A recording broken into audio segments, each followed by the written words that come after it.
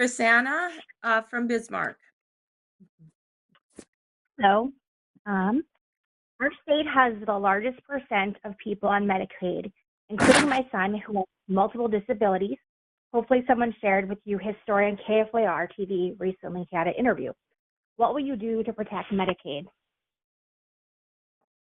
Thank you, Krisanna. I'm really pleased to have this question as well, because this is an issue that I think is really, really important and that I've worked a lot on already in my few short months here. So let's go to the bottom line on this one first. It's really important for everyone to know that we will spend more money tomorrow on Medicaid than we're spending today. We are looking to make reforms to the program so that we can preserve it and protect it for the people who need it the most, like your son. Medicaid needs to be maintained for the people who it was intended to serve. I want to repeat that. That's my position. I feel really strongly about that. This program was intended for a very specific purpose, and we need to make changes to make sure that we can preserve and protect it for those folks. The way it's growing right now is unsustainable. So if we don't make some reforms, it's going to collapse. It will be unavailable long-term for people like your son. The Republicans in the House are looking at some very, I think, responsible reforms to preserve and protect this program, to make sure that the spending growth in this program is contained a bit, and to make sure that it is, like I said, available for those who need it and depend on it the most. So some of the things that the reforms that we're working on are to improve some of the inefficiencies with the program.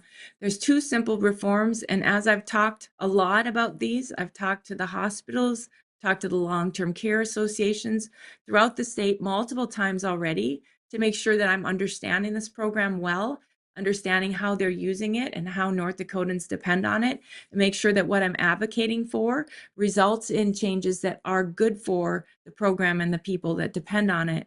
The two simple reforms we're looking at involve adding audits to the program to make sure that those who are receiving the funds are those who are eligible for the program, meet the eligibility requirements that are established in law for the program.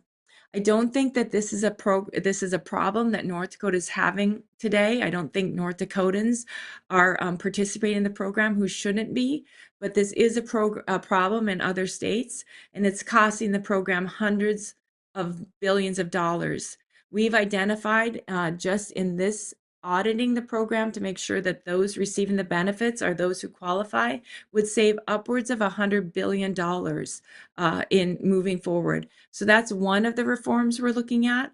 A second reform is to establish work requirements for people who are on the program who can work. Again, making clear that this is only for the able-bodied folks who are on the program of working age between ages 18 and 55. Those folks who can work should work. We should encourage them to work, and we should encourage them to work enough to get off the program long term, to be self-sustaining and to support themselves. This is a program should be a hand up and a way to get people on their own.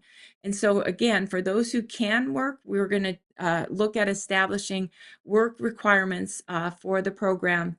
That reform would save upwards of $300 billion. And so, you've heard about like a lot of, there's been an exaggeration about how much we're looking to save in this program.